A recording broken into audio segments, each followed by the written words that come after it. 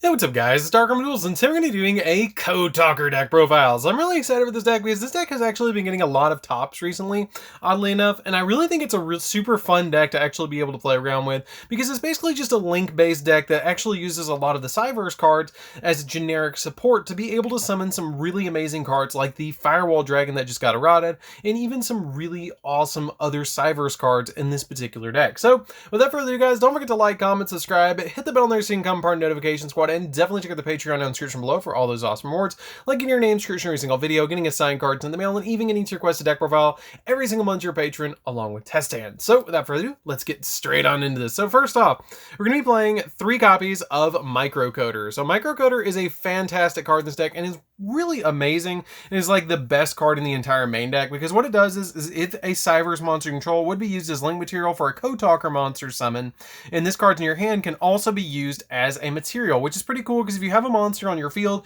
you can basically make a link to Code Talker monster by using this in your hand and another monster on your field, or if you're making a link 3, you can use 2 on your field and 1 in this or this card in particular hand, which is really amazing. And when it's used as link material, you get to search a copy of a Signet card from your deck to your hand that's a spell or trap when it's used in your hand, but if it's used on the field as a material, you get a level 4 Cyberse monster from your deck instead, which is pretty good.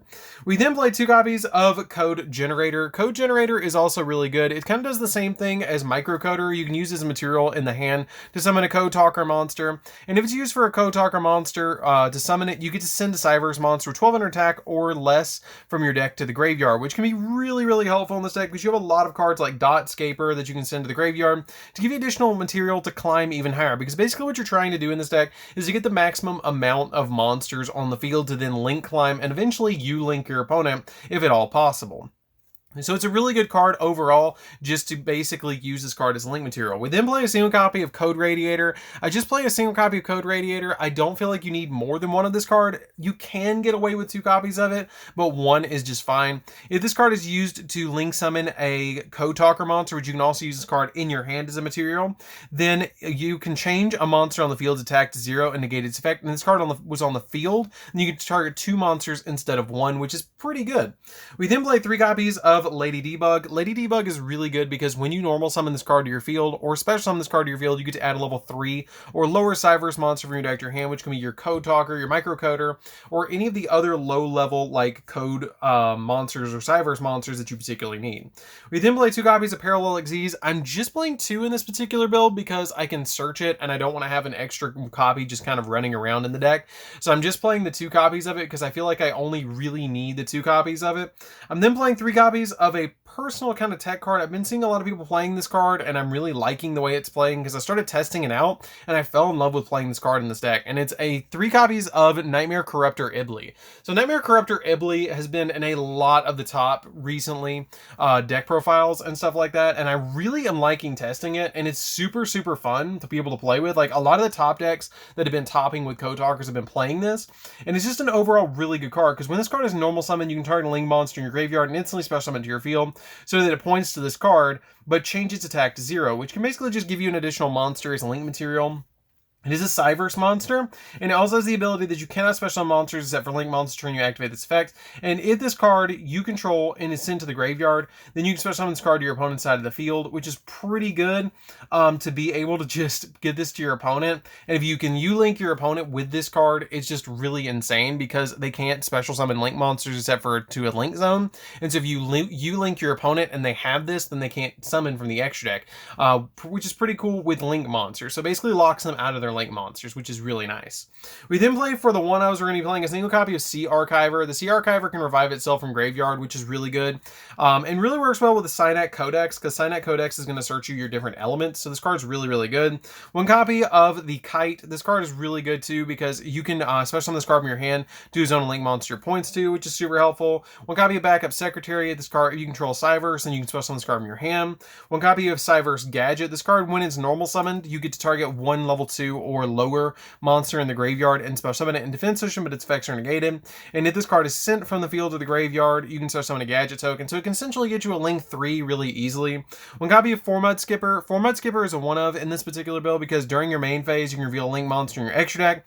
And then if you do this, when this card is link summoned this turn, you can treat this card as the link material of the monster with the same name, type, and attribute, which is really good. And when this card is used as a link material, you get to add one level 5 or higher Cyberse monster from your deck to your hand, which can be your Parallel Xyz or the next particular card we're playing. So we're playing the Ignister Shield. So this card's really good too. It is a Cyberse card and it is searchable by Formud Skipper, so I play it as a one of in this build. And what it basically does is the really important effect of this card is you can target a Cyberse effect monster and negate its effect if you use special summon this card, which is the big effect of this particular card. The same copy of Cyberse Converter. Converter is basically the same thing as Backup Secretary. It just special summons itself to your side of the field if you control at least one Cyberse card. You play the same copy of Dotscaper. If it's sent to the graveyard, then you get to special summon it. If it's banished, then you get to special summon it, and you can only use each of those effects once per duel. And then I play a small Salamangrate engine in my build. I kind of gave in and started playing around with the Salamangrate engine, and I kind of really liked it, so I play 2 Salamangrate cards in this deck, which is a single copy of a Gazelle and a single copy of Spinny. These are basically searchable off your copy of your Codex if you want to grab it, but it's just an overall really, really good card because they're Cyberse cards, and it basically gives you 2 more materials to be able to just get them on your side of the field really, really, really easily. So that's it for the monsters, guys. Let's get into the spells. So for the spells, we're going to be playing a single copy of Monster Reborn. It's basically just here as an extender to be able to get all your monsters back out of the graveyard. One copy of Foolish Burial because it can send the cards that you need to the graveyard when you need them, like Dotscaper or Sea Archiver to get you more plays rolling. One copy of Salamangrate Sanctuary. Now this is really an interesting card because this card actually comes in with your copy of your Nightmare Corruptor Ibly, really interestingly, and I really think that this card has a really neat interaction. So I'm going to show you guys this really, really quickly. So this card actually comes in handy with your copy of Balinx and your copy of your Nightmare Corruptor Ibly. So it actually comes in really nice because if you link summon a Salamangrate monster and you use one of the Salamangrate monster's link material, then during the damage calculation, you can pay 1,000 life points, target a link monster you control, make its attack 0. So that's really neat because if you use Balinx to search this card, and then your opponent tries to attack you with the Ibly, because the only way that they're going to get rid of this card is to like attack into you with this card, you can actually reduce this to 0, and it won't go away because 2 monsters that have 0 attack actually just don't destroy each other, which is kind of a neat interaction. I think that's really cool, and it's the reason I actually started playing around with this, because I really liked that interaction, because I started playing around with it on Yugioh Pro, and I found that interaction out, and I was like, wait a minute, no way, because I saw it go up to 0, and I was like, let me just see what happens. And then I looked up the ruling and I was like, oh, 2 monsters that attack that are both 0 don't destroy each other, and I thought that was kind of weird. But it's a really neat a neat aspect because you pay the 1,000, you target one of your link monsters and it goes to 0. So whichever monster they target with the copy of your Ibly, then you're just going to basically stop the attack and they're not going to be able to get you for that turn. We then play a second copy of Called by the Grave. The Called by the Grave is really neat because it just stops your opponent from hand trapping you because this deck does a lot of searching. I play 2 copies of Cynet Optimization. Cynet Optimization is if your Code Talker monster battles, your opponent cannot activate cards and effects in response to it in the damage step, and then during your main phase, you can immediately this card resolves, normal summon 1 Cyberse monster. The reason I play this is for the extra normal summon, which is why I'm playing this card currently at 2. I really like it at 2 because you do get that additional normal summon. We then play 3 copies of Cynet Mining. Cynet Manning is so good in this deck. You just send any card from your hand to the graveyard, which a lot of your cards actually go off in the graveyard, so this card is really, really pivotal. And it lets you add any level 4 or lower Cyberse monster from your deck to your hand, which is really, really good because the majority of your deck is searchable off this card. We then play 3 copies of Cynet Codex. Cynet Codex is probably the most broken card in this entire deck. But what this card does is if a Code Talker monsters is special summoned from the extra deck to your field, then you get to target one of those monsters and add a Cyberse monster with the same attribute from your deck to your hand. And also you cannot special summon monsters for the rest of the turn, or excuse me, you cannot special summon anything but Cyberse from the extra deck for the rest of the turn. And if this card leaves the field, then you can even if this card leaves the field, and you can add you cannot add monsters with the same attribute as the one you added. So for example, if I were to link summon into a copy of Access Code Talker, I could add a Dark monster. If I were to link summon into a copy of Trans Code Talker, I could add an Earth monster. If I add link summon into X Code Talker, I could add a Wind monster. So you add basically their attribute from the deck, which is a really neat concept. I really like the way that interacts, I think it's really cool because you get to add the particular attribute that you basically just link summon. So it's constantly giving you extenders that you can special summon, which is why you play so many one-ofs in this particular build, because basically you're using microcoder to search this, and then you basically, I think you play like 9 ways to get to microcoder. So you play like 9 ways to get to this in turn, plus the 3 in the main deck, which is really cool. We then play 3 copies of Dark Ruler No More. Dark Ruler No More basically just shuts our opponent down. If we do get pushed to go second, which does happen a lot in this deck, we don't mind because the copy of Dark Ruler No More is really good. And basically what you're doing with this card is you're using it to summon out your copy of Access Code.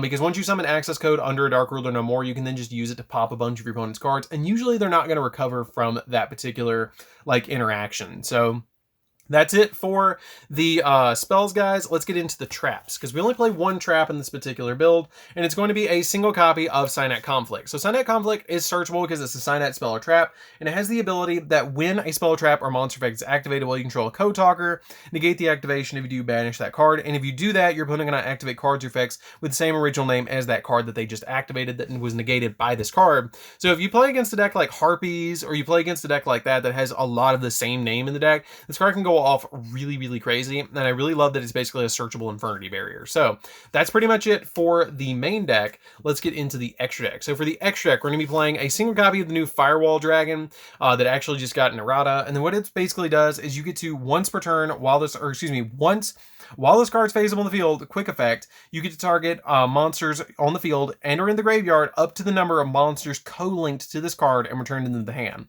And if a monster this card points to is destroyed by battle or by card effect, or by battle, or sent to the graveyard at all, then you get to special summon 1 Cyberse monster from your hand, and you only use each effect of Firewall Dragon once per turn, which is what it should have done to begin with before they even released it. We then play a single copy of Mekk-Knight Crusadia Avermax, and this card is oddly enough a Cyberse card, and it's really easy to summon to your field. I really like this card in this deck because it's such a good boss monster. We then play a single copy of Access Code because it can get you a lot of pops against your opponent, which is really nice. I love that aspect of the way that it can just give you so many easy pops against your opponent. We play a single copy of the Code Talker, the Water Code Talker monster. What this card does is at the start of your battle phase, you can activate this effect that this battle phase, this card can make attacks on your opponent's monsters up to the number of monsters this card currently points to times +1. But this turn, while your opponent is the only monster, or while it attacks an opponent's monster, this card loses 4 on attack during damage calculation only, and at the start of the battle phase, you can draw cards equal to the number of monsters this card destroyed by battle during the end of the battle phase, which is pretty good. It gets you a lot of draws. Overall, you basically just play it because it can search your Sea Archiver and a couple of the other cards, and the link arrows are really nice. We play double Transcode Talker. Transcode Talker is a great double in this deck because this card revives your link monsters from the graveyard. 1 copy of X-Code Talker, you basically play it for the link arrows, and when this card is link summoned, you get to choose unused monster zones equal to the number of monsters currently in the extra monster zone, and those zones cannot be used while this card is facing on the field, which is pretty good. I like that effect. Like, a lot of people like downplay that effect, but it's really good. I'm playing a single copy of Update Jammer. Update Jammer comes in the deck, and it comes in really handy sometimes. I have considered dropping this for a copy of IP, so I can go IP into my copy of Mekk-Knight Crusadia Avermax. I have thought about doing that in this particular build, but I haven't yet. But this card is really good because it can make a monster, one of your link monsters, be able to attack twice, which is really good when it's used as a material. 1 copy of Code Talker Inverted. Now, this card is extremely important along with the next card. But if this card is link summoned, you can special summon a Cyberse monster in your hand to zone this card points to, which is really important. 1 copy of Code Talker. Code Talker is it gains 500 points for each monster this card points to, and then while this card points to, or cannot be destroyed by battle or by opponent's card effects while it points to a monster. So basically, you're going to want to summon this first, usually, or a Balinx, usually first, depending on what you have in your hand. And once you do that, you're going to want to summon your copy of your Code Talker Inverted, and then it can get you more plays and more link arrows, and then you start climbing from there. I play a single copy of Splash Mage because it can special summon additional monsters to your side of the field for an extended. 1 copy of Talkback Lancer. Talkback Lancer is you get to tribute 1 other Cyberse monster and then target a Code Talker in the graveyard with a different original name than that monster and special summon to your field, which is pretty good. 1 copy of Lingribo. Lingribo is really good because it can negate traps. It can just, when your opponent activates a trap, quick effect, you can tribute this card and negate the activation of that card's effect, which is pretty good.